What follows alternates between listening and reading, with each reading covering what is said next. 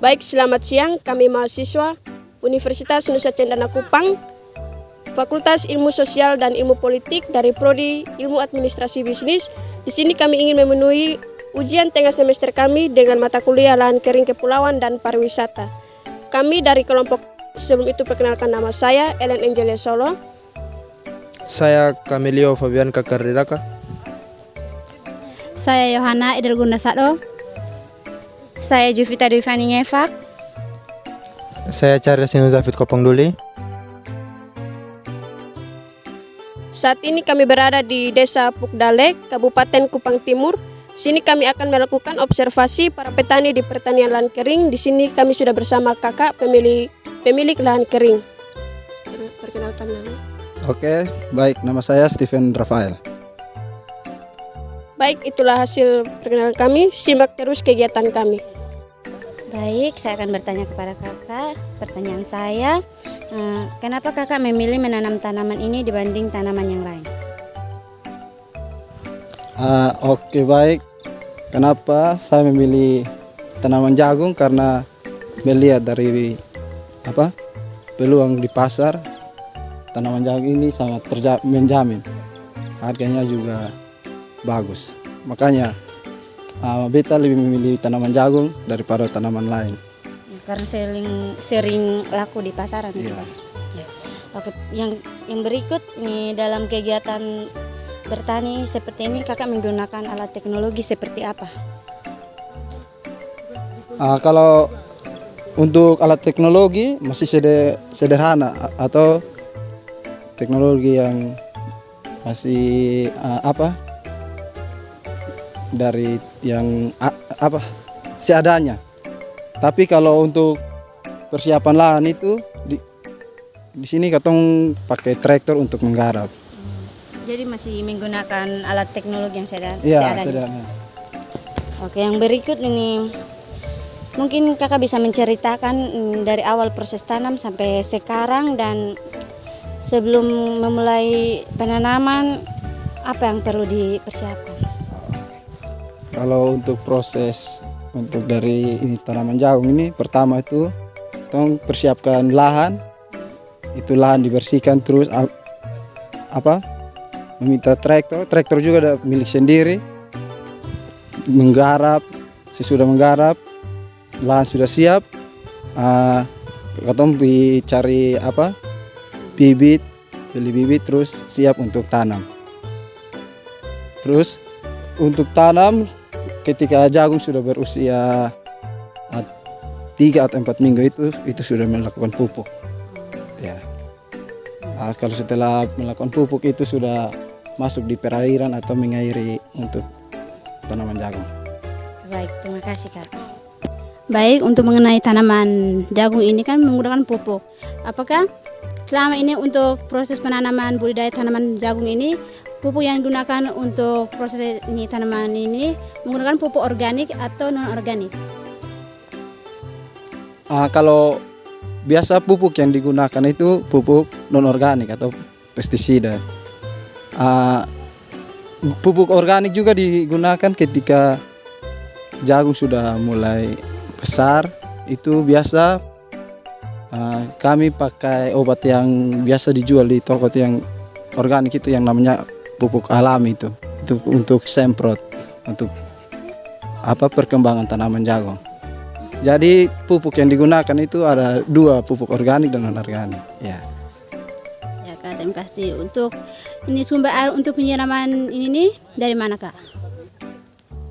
Kalau sumber air kami menggunakan sumur bor.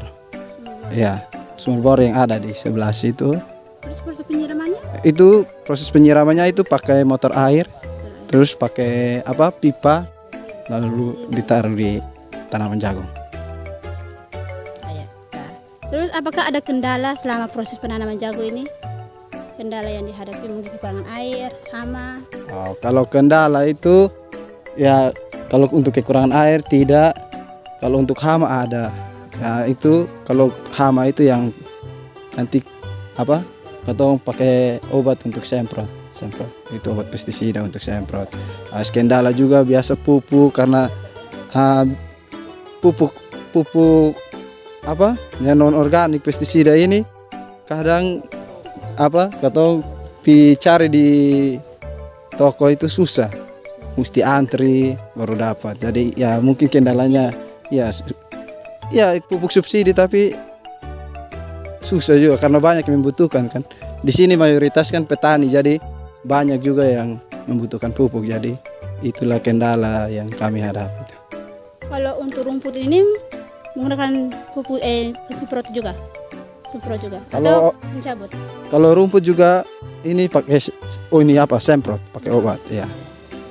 Baik, terima kasih. Oke, selamat siang Kak. Siap. Ini mungkin hasil panen dalam setahun itu bisa berapa kali? Kalau untuk jagung hasil panen itu 1 kali tanam 1 kali panen. Ya. Itu biasa di bulan apa-apa? Tergantung dari kapan ketong melakukan tanam jagung. Kalau contohnya kalau ketong tanam ini bulan Februari, berarti dia 3 bulan baru panen kalau jagung. Jadi tunggu waktu itu 3 bulan baru bisa panen jagung. Ini mungkin Kakak bisa jelaskan awal proses panen dari awal. Kalau proses panen sampai jual ke pasar atau hanya panen saja? Sampai jual ke pasar. Kalau ketika jagung sudah berusia 3 bulan itu katong mulai panen terus panen itu biasanya pakai pemborok. Jadi orang yang borok ini jagung nanti dong yang datang untuk panen sendiri. Tinggal nanti katong omong untuk harga jagung ini berapa. Kalau sudah deal baru pemborok panen. Jadi katong terima bersih itu uang saja. Terima kasih Kakak. Baik, selama kakak bertani di sini, apakah kakak sudah pernah mendapatkan bantuan dari pemerintah, baik itu teknologi atau bibit? Kalau untuk dapat bantuan dari pemerintah itu pernah, itu dapat bantuan jagung juga, tapi jagung yang untuk yang jagung kering. Kalau ini kan jagung pulut. Kalau untuk teknologi itu juga pernah kayak traktor dari pemerintah untuk bantu garap. Jika kakak sudah mendapatkan hasil panen jagung, apakah hasil panen kakak konsumsi atau dijual kembali? Kalau hasil jagung ini, hasil dari produksi jagung ini dijual. Kalau ada sisa baru itu dikonsumsi atau dibagi ke tetangga atau keluarga terdekat. Kalau misalnya kakak pergi untuk jual ke pasar, apakah kakak ini bersama teman atau keluarga lain untuk membantu dalam proses penjualan di pasar?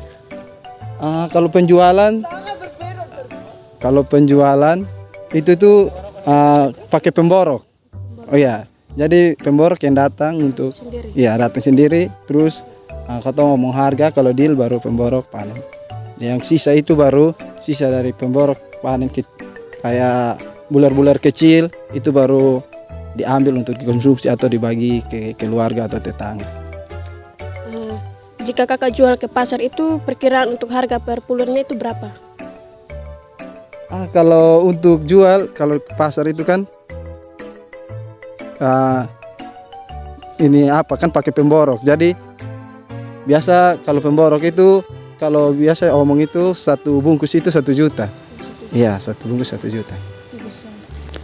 Baik, dalam kakak menghasilkan panen ini, apakah setelah dijual hasilnya menguntungkan atau merugikan? Kalau hasilnya menguntungkan sih, karena ada lebih dari modal, kembali modal juga, ada lebih untuk bisa dipakai juga. Jadi kalau apakah dalam hasil panen ini bertanam jagung, kakak membutuhkan modal berapa? Untuk modal itu dibantu oleh orang tua sih. Iya, jadi di modal itu orang lumayan juga sih. Karena bibit jagung, untuk kalau ini jagung pulut ini biasa 1 bungkus itu 90-an ribu, 90 atau 95 ribu. Terus untuk persiapan untuk seperti untuk pengairan untuk minyak, motor air. Nah, itu juga itu dibantu oleh orang tua. Jadi modal ini dari orang tua juga. Baik, terima kasih. Baik Kak, ini ada pertanyaan dari saya. Kendala dalam kakak membawa hasil panen untuk dijual di pasar itu apa saja? Mungkin ada kendala kendaraan atau jarak dari tempat kakak ke pasar itu mungkin jauh atau? Kalau kendala untuk panen untuk bawa ke pasar itu mungkin kendalanya untuk mencari pemborok, karena di sini kan jual biasa pakai pemborok. Ya itu untuk kalau pemborok itu datang sudah dengan punya pick up sendiri. Nah, jadi di kendala itu dicari itu aja. Baik Kak. Berikutnya, jika kakak punya hasil panen yang lebih, itu bagaimana kakak bisa mengatasi hal tersebut? Mungkin kakak mengkonsumsi sendiri atau membagikan kepada masyarakat atau ke keluarga kakak? Kalau ada hasil panen yang lebih itu biasa dikonsumsi di rumah, terus bagi ke tetangga dan keluarga atau teman-teman. Kalau biasanya kan kalau seperti ada malam-malam duduk, ambil untuk goreng, makan, minum kopi begitu. Baik Kak. Yang berikutnya, apakah di lahan seperti ini ada ternak atau mungkin ternak mengganggu proses pertumbuhan tanaman jagung ini? Kalau ternak pasti ada di sini. Ternak itu sapi, kambing banyak. Jadi ada warga-warga sekitar yang mempunyai ternak itu biasa terlepas dan masuk ke dalam lahan. Nah itu. Baik Kak. Baik, itu saja hasil pertanyaan yang dapat kami sampaikan. Harapan kami kepada kakak, semoga kedepannya hasil panen kakak lebih bagus dan lebih baik lagi. Terima kasih.